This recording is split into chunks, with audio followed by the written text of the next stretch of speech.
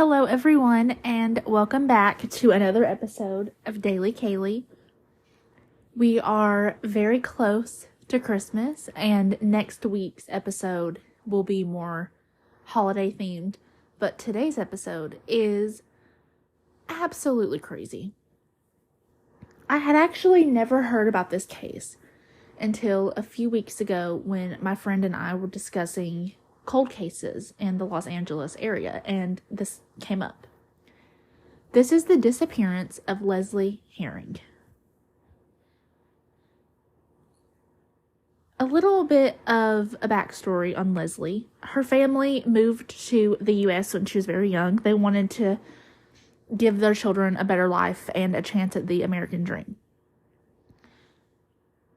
That's exactly what she gets. She grows up to be a very successful businesswoman. She works for a security firm in Hollywood. And her husband of 11 years, Lyle Herring, was actually a college recruiter at California State Northridge. They were very happy. They did not have any children, but like I said, they're very happy. They were very in love. They were successful.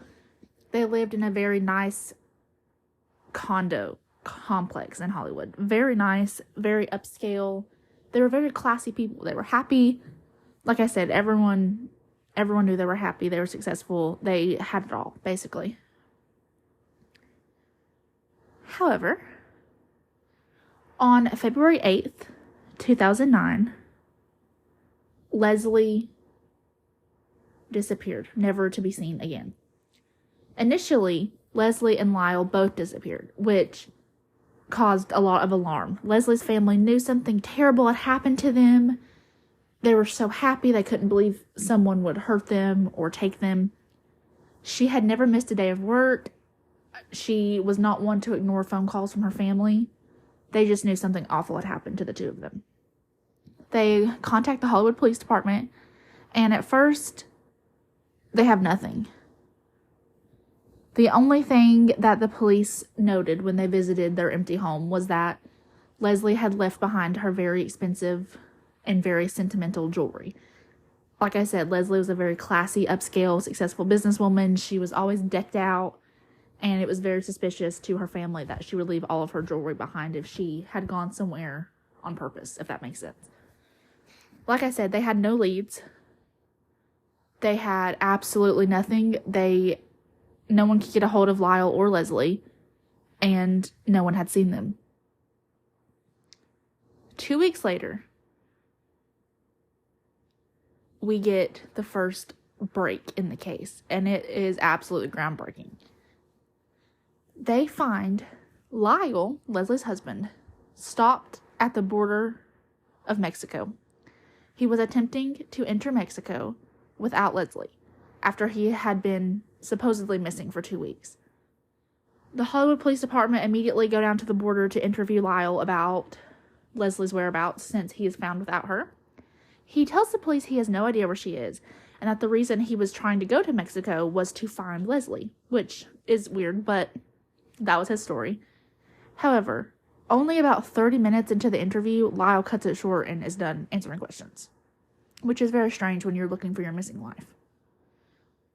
However, within the next few days, he kind of comes back around and he tells the police that he owes money to some shady people and that could be the reason for his wife's disappearance. These people may have kidnapped her to get back at Lyle. The police seemingly bought his story, but at this point, he was their prime suspect. They were absolutely investigating Lyle. They search his house again, trying to find clues about Lesley's whereabouts. And they find a Starbucks receipt from 3 days after Lesley disappeared. It had her name on the receipt because her card was used to pay. They go to Starbucks to get the videotapes to see where Lesley went after she bought it, if she was with anyone. They find out that Lyle was the one who purchased the coffee using Lesley's card. They come to the conclusion that he purchased this coffee to cover his tracks and claim that she was not last seen on February 8th, that she had actually went to Starbucks 3 days later. He's trying to clear his name. After they come to this conclusion, They seize Lyle's laptop and his phone. On his phone, they find that a phone call was made to Lyle from Lesley's phone, and it was 4 days after she disappeared. They pull the cell tower records, and they look at the map, and they see that Lyle had definitely made this phone call because the two phones were right next to each other during this phone call. This is when they knew without a doubt he knows more than he's letting on, and he knows what happened to his wife. They knew that he was involved, but like I said, they did not have a lot to go on. They still needed more evidence to arrest him for a murder charge. Lyle's cousin comes forward to answer some questions, and he tells the police that 2 days after Lesley disappeared, he had a very interesting conversation with Lyle. He said that he went over to Lyle and Lesley's condo, and Lyle looks at him and says, "I hurt Lesley." So his cousin is kind of like, okay, like, what are you talking about? He doesn't really elaborate. He just makes that very weird, cryptic comment. He then asks if he could use their bathroom, and Lyle says, "I do not think that would be a good idea." The cousin left shortly after because he was really creeped out by this, and that's why he decided to come to the police. The police searched searched Lyle's condo a second time, and they found something interesting in this bathroom that he told his cousin not to use. They find a towel in the bathroom, which was extremely wrinkled, as if it had been absolutely drowned in water and then just left to dry. And it had mold on it because it was a wet towel in the floor for weeks. They believe, based on this seemingly insignificant piece of evidence, they believe that Lyle had possibly drowned his wife in the bathtub and had mopped up the water with this towel. A few days after Lyle's cousin came to speak to the police and they found the towel, a neighbor of Lyle and Lesley's came to speak to the police. And he said that he saw Lyle wheeling out a dolly of the condo, and it had a wrapped up carpet on it, which may not be suspicious. But the neighbor also said that Lyle looked very frantic and like he was sweating a lot, as if he was very nervous. After this interview, the police bring in special dogs to smell both of Lyle's cars. When the dogs sniffed in both of these cars, they immediately made a hit. So the police knew now Lyle was definitely his wife's killer, but they needed evidence. They needed her body. After speaking to his neighbor and finding the evidence in the trunk of his car, the police track Lyle using a device that they planted on his car. They were searching for where Lyle may have dumped Lesley's body. They needed proof that she was dead and not still missing. Lyle went to a dumpster area, which was in a park just about 2 miles from their condo. The police searched this dumpster area and had no luck finding her body. To this day, her body has still never been found.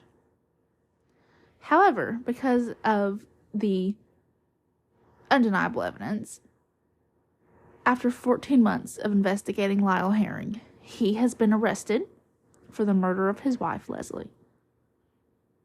His trial took about a year to be sentenced, which honestly, in this day and age, is not that long compared to some of these other crazy cases out there. But he was sentenced to 15 years to life in prison for the murder of his wife.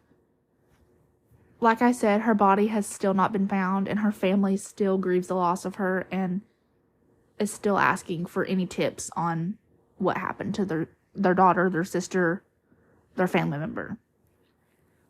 Like I said, this case is absolutely insane, and I can't believe that I never heard of it until just a few weeks ago when I was browsing cold cases with my friend. This case should have been way bigger than it was, and I still hope that one day her family gets closure and we find her body. Thank you guys for listening today. Let me know what you guys think of this episode.